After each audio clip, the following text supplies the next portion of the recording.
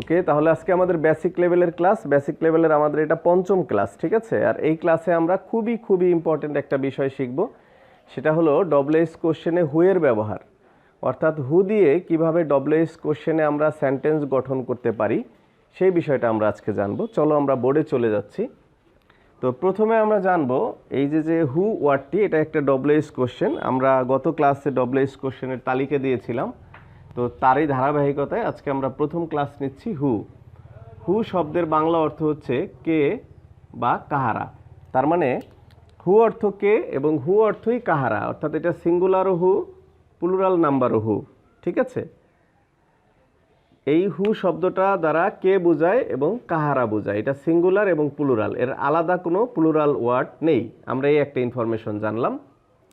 এবার আসি, আমরা যখন হু দ্বারা প্রশ্ন করব, হু দ্বারা যখন কাউকে প্রশ্ন করব, তখন আমরা বলেছি যে সেখানে সাবজেক্টকে চাওয়া হয়, বাক্যের সাবজেক্টকে চাওয়া হয়।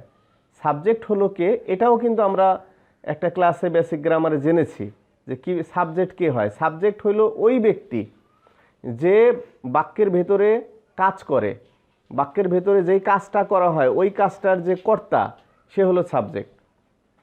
যেমন ধরো আমি ভাত খাই, এখন এখানে ভার্ব হচ্ছে খাওয়া, তাই না? এগুলো নিয়ে আমরা পেছনের ক্লাসে অনেক কথা বলছি। আমি ভাত খাই, তাইলে খাওয়া হচ্ছে ভাত, খাওয়া হচ্ছে ভার্ব। এখন এই খাওয়ার কাজটা করতেছে কে? আমি। খাওয়ার কাজটা করতেছি আমি কিন্তু ওই আমার ছাড়া খাওয়াটা কমপ্লিট হচ্ছে না, খাওয়ার কাজটা আমি করতেছি, তাহলে এখানে আমিটা হইলাম সাবজেক্ট। এখন আমি যদি প্রশ্ন করি কে ভাত খায়, তাহলে উত্তর আসবে আমি ভাত খাই। আমি ভাত খাই এই বাক্যটাকে যদি আমি প্রশ্ন করি কে ভাত খায়, তাহলে উত্তর আসবে কি আমি ভাত খাই। তাহলে হু দ্বারা প্রশ্ন করলে ওই সাবজেক্টকে চাওয়া হয়। যেমন রহিমা বেড়াতে যায়, এখন যদি প্রশ্ন করি কে বেড়াতে যায়, উত্তরে আসবে রহিমা বেড়াতে যায়। তাহলে ওই হুটা কিন্তু রহিমাকেই নির্দেশ করছে। তাহলে হু দ্বারা প্রশ্ন করলে সাবজেক্টকে জানতে চাওয়া হয়। বিষয়টা খুব ইম্পর্টেন্ট, মনে রাখতে হবে যে হু দ্বারা প্রশ্ন করলে আমরা সাবজেক্টকে জানতে পারবো, ঠিক আছে? তাই যখন আমরা হু দ্বারা কোনো বাক্যকে প্রশ্ন করব, তখন ওই হুটাই সাবজেক্ট হবে, হুয়ের পরে আর কোনো সাবজেক্ট হবে না, হুয়ের পরে আর কোনো সাবজেক্ট হবে না। যেমন আমরা যদি বলি বাবা ঢাকা যাবেন, তাহলে আমরা এখন প্রশ্ন করি কে ঢাকা যাবেন, তাহলে কে ঢাকা যাবেন উত্তরে আসবে বাবা ঢাকা যাবেন।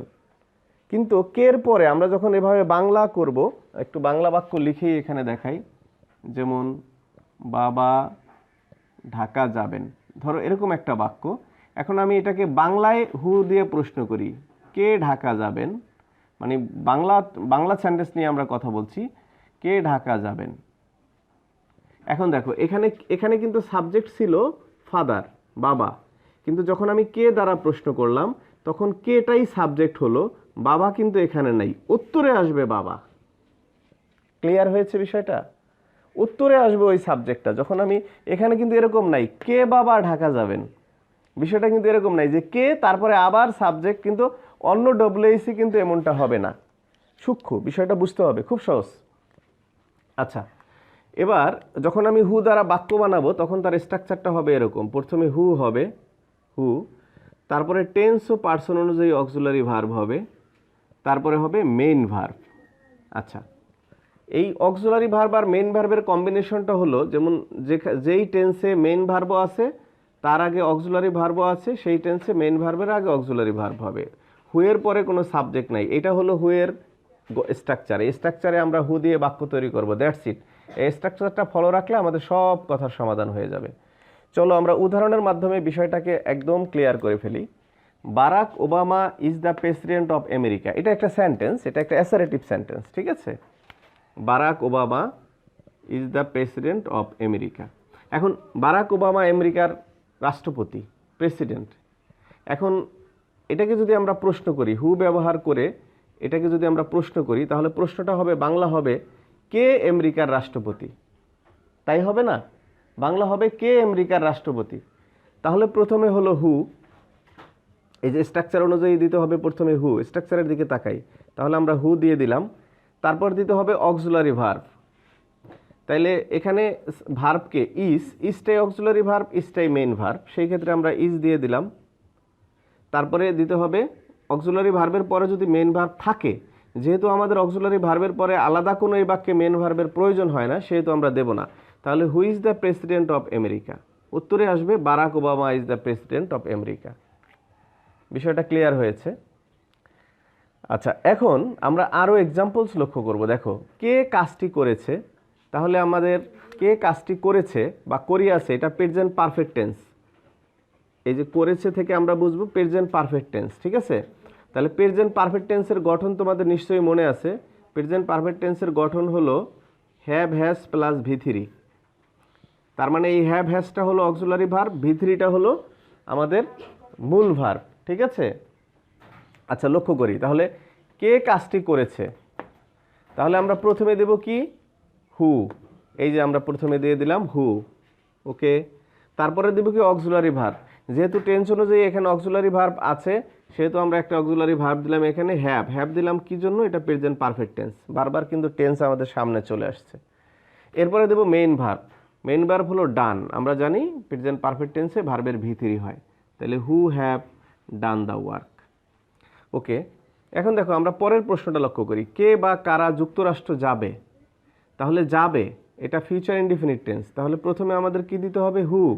এই যে দিলাম হু। এরপরে কি দিতে হবে? Auxiliary verb. Future indefinite tense বলে শ্যাল উইল, তাহলে হুল পরে আমরা এখানে উইল দিলাম। তারপরে মূল ভার্ব থেকে শেষ পর্যন্ত গো টু ইউএসএ, ওকে। এখন আমরা এখানে একটা নোট দিয়েছি, মনে রাখবে যে প্রেজেন্ট ইনডিফিনিট ও পাস্ট ইনডিফিনিট টেন্সে হু এর পরে অক্সিলারি ভার্ব লাগবে না। এটা কিন্তু খুব গুরুত্বপূর্ণ। কেন লাগবে না? এর কারণও আছে। কারণ আমরা জানি যে দুইটা টেন্সের ভেতরে অক্সিলারি ভার্ব থাকে না। দুইটা টেন্সের ভেতরে অক্সিলারি ভার্ব থাকে না, একটা হলো প্রেজেন্ট ইনডিফিনিট আর একটা হলো পাস্ট ইনডিফিনিট। এই ক্ষেত্রে আমরা যখন হু দিয়ে বাক্য গঠন করব, তখন হু এর পরে অক্সিলারি ভার্ব লাগবে না। ক্লিয়ার? আচ্ছা, যেমন আমরা উদাহরণ থেকে আরও বিষয়টা ক্লিয়ার করি। কে ভাত খায়, তাহলে হু, তারপরে এখানে হু দিলাম। এই যে এখানে কিন্তু যেহেতু এটা প্রেজেন্ট ইনডিফিনিট টেন্স, সেহেতু এই অক্সিলারি ভার্বটা লাগবে না, তাহলে আমার মেইন ভার্ব লাগবে হু ইট রাইস। কারা বই পড়ে, হু, তারপরে মেইন ভার্ব হলো রিড, তাহলে এ বুক হলো অবজেক্ট। এখন আমরা যদি আরও উদাহরণ দিই, লক্ষ্য করো, তাহলে বিষয়টা আমাদেরকে কাছে আরও ক্লিয়ার হয়ে যাবে। আমি এই অংশটা মুছবো। পাস্ট ইনডিফিনিট টেন্সের উদাহরণ দিই। দেখো, কে কে জামাটি কিনেছিল, বোঝার চেষ্টা করি আমরা। কে জামাটি কিনেছিল। আচ্ছা, এই বাক্যটার আগে একটা বাক্য যদি আমরা লিখতাম, ধরো এটা তো প্রশ্ন করছি, এটা কিন্তু কোশ্চেন, এটা হলো কোশ্চেন। এখন এই বাক্যটার আগে যদি আমরা এরকম একটা বাক্য লিখতাম, যে ধরো লিখলাম রিনা জামাটি কিনেছিল। আচ্ছা, এখন আগে যদি তোমাকে প্রশ্ন করতাম যে কে জামাটি কিনেছিল, তুমি যদি জানতা, তাহলে বলতা যে স্যার রিনা জামাটি কিনেছিল, এরকম একটা উত্তর হতো। আচ্ছা, এখন আমি এই বাক্যটার এই প্রশ্ন, এটা হলো উত্তর, যে রিনা জামাটি কিনেছিল। এই বাক্যটাকে যদি আমি প্রশ্ন করে জানতে চাইতাম যে কে কিনেছিল, তাহলে এটা কিন্তু পাস্ট ইনডিফিনিট টেন্স, কিনেছিল পাস্ট ইনডিফিনিট না? পাস্ট ইনডিফিনিটের গঠন কি? ভার্বের ভি2, মনে আছে কি না? মনে না থাকলে তো মুশকিল। পাস্ট ইনডিফিনিটের গঠন হলো ভার্বের ভি2। তাহলে আমরা এটা পাস্ট ইনডিফিনিট, যেহেতু এটার ভেতরে প্রথমে কি হবে? ট্রান্সলেশন করার জন্য প্রথমে হবে হু। অক্সিলারি ভার্ব এখানে হবে? হবে না। কেন না? কারণ এটা পাস্ট ইনডিফিনিট। পাস্ট ইনডিফিনিট এবং প্রেজেন্ট ইনডিফিনিট টেন্সে হু দিয়া বাক্য গঠন করলে হু এর পরে অক্সিলারি ভার্ব হবে না, মনে রাখতে হবে। তাহলে এখানে মূল ভার্ব হলো কেনা। কেনা ইংরেজি কি? বাই। বাইয়ের ভি2 হবে, যেহেতু পাস্ট ইনডিফিনিট। ভি2 কি? বট। হু বট দ্য শার্ট, কে জামাটি কিনেছিল। তখন উত্তরে আসবে রিনা জামাটি কিনেছিল। আচ্ছা, এখন যদি আমরা প্রশ্ন করি, ধরো একটা বাক্য যদি আমরা বলি, যেমন মা পিঠা তৈরি করতেছে, এটা কিন্তু প্রশ্ন না, মা পিঠা তৈরি করতেছে। আচ্ছা, চলো আমরা বোর্ডে লিখি, বাক্যটাকে বোর্ডে আমরা একটু লেখার চেষ্টা করি, ঠিক আছে? দেখো,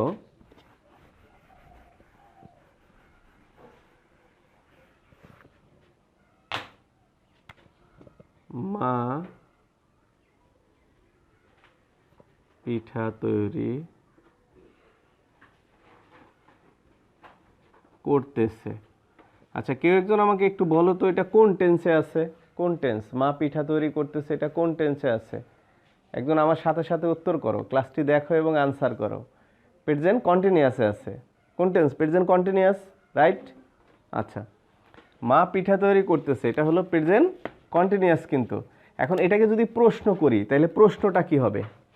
কেউ কি বলতে পারো? প্রশ্ন হবে গুড, কে পিঠা তৈরি করতেছে, এটা হবে আমাদের প্রশ্ন।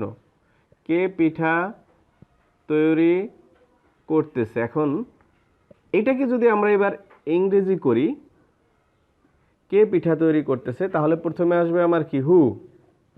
এখন এখানে কি অক্সিলারি ভার্ব আসবে? নিশ্চয়ই, কারণ এটা তো প্রেজেন্ট ইনডিফিনিট আর পাস্ট ইনডিফিনিট না, কাজে অক্সিলারি ভার্ব দেবো। তাহলে হু ইজ, টেন্স অনুযায়ী অক্সিলারি। হু ইজ মেকিং, এবারে এটা হলো মেকিংটা হলো মূল verb. Who is making cake, কে পিঠা তৈরি করতেছে। জিনিসটা কি বুঝাইতে পারলাম? টেন্সের ব্যাপারটা এখানে থাকবে, কারণ অক্সিলারি ভার্বটা নির্ধারিত হবে টেন্স দিয়ে। ঠিক আছে? তাহলে এই ছিল আমাদের আজকের ক্লাস, কিভাবে আমরা হু দিয়ে টেন্সের সাথে মিল রেখে বাক্য গঠন করতে পারি। আশা করি ক্লাসটি বেসিক লেভেলের জন্য খুবই হেল্পফুল হবে। তো তোমরা চর্চা করতে থাকো। টিল দেন, আল্লাহ হাফেজ অ্যান্ড থ্যাংক ইউ অ্যাগেইন।